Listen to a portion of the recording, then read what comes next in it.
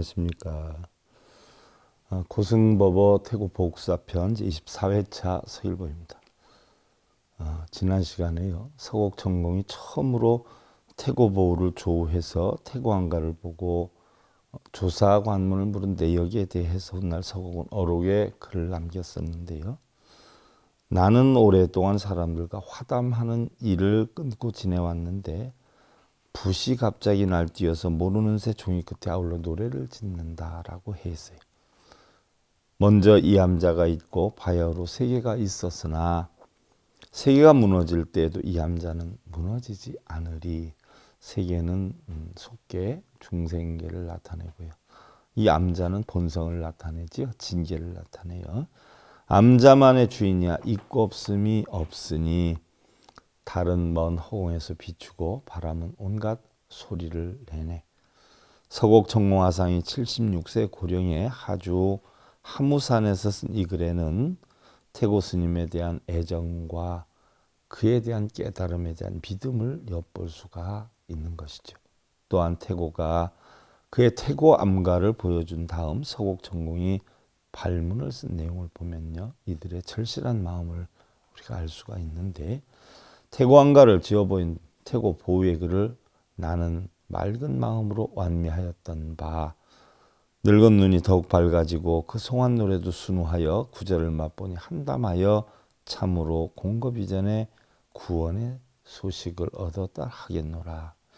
오늘날 익은 배에 날카로운 몇 가지 새로운 말을 붙이는데 비할 바 아니로다. 그러니 태고라 아니름은 조금도 어그러진 말일 수가 없노라라고 했는데 이렇듯 사제간의 간절한 마음으로 인가를 하였다는 점은 서곡이 태고를 상수제사로 본 것이다 하는 이야기예요. 연수사의 사문 원욱이 찬한 복원서곡천공사 탐명에 살펴보면 내용이요. 서곡과 태고의 관계에 대해서 언급한 내용이 남아 있어요. 서곡 스승의 제자의 태고보우가 있으니 고려 사람이다. 친히 스승의 종지를 얻었기에 개송을 설하여 인간 끝에 금린이 고든 낚시에 올라온다라고 하는 시구를 남겼고 고려왕이 국사의 칭호를 주어서 존경을 하게 되었죠. 스승의 도행을 듣고 불자 해조선사의 시호를 스승에게 주었고 스승의 글을 강호에 널리 옮겼어요. 정자의 평산 철임공을 청하여 함께 천호함에 와서 스승의 사리를 가지고 관반으로 본국에 돌아오게 됐으니 바로 평산처럼 스승과 동참이 된 것은 모두 태고 보공의 본뜻이었어요. 여기에서 금린이다 하는 것은요. 바로 서곡선사의 스승인 금암이 일찍이 대중들에게 서곡을 들어서 이자는 법회 가운데서 그물을 뚫고 나온 금린이다라고 말을 해서 바로 대중들이 경탄한 데서 연유된 것이고요. 서곡천공의 비에 태고보우가 법명을 전하는 유일한 제자이고 스승의 인매로 친히 사리를 제자에게 전할 정도로 서곡과 보우는 남다른 법손에 이러한 이치에 있다는 사실이 후손들에 의해서도 인지되어 있는 사실이기도 하고요. 또한 여러 선문의 장로들이 조정의 청을 받고 보고를 하고 하는 가운데 서곡과 보우의 관계를 마치 달마와 해가의 관계로 비유를 해서 찬탄하는 시가 태고록에 또 전해지죠. 달마는 9년간 면벽을 하는데 해가는 팔을 끊어 마음을 찾았고 서곡은 반개월간 말씀하는데 태고는 몸을 다해 짐을 풀었노라 하는 내용이에요. 태고는요.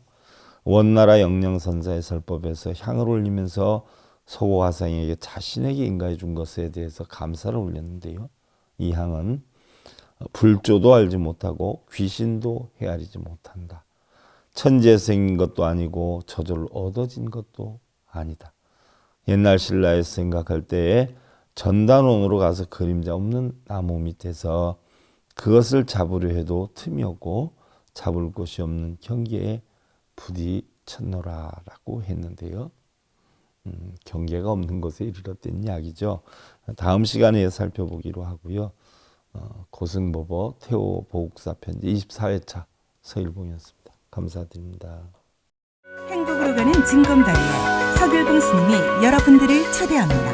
SIB 불교교육대학에서는 더 듣다, 생활 속의 천수경, 달마대사 성관법, 현대생활 불교 법요지,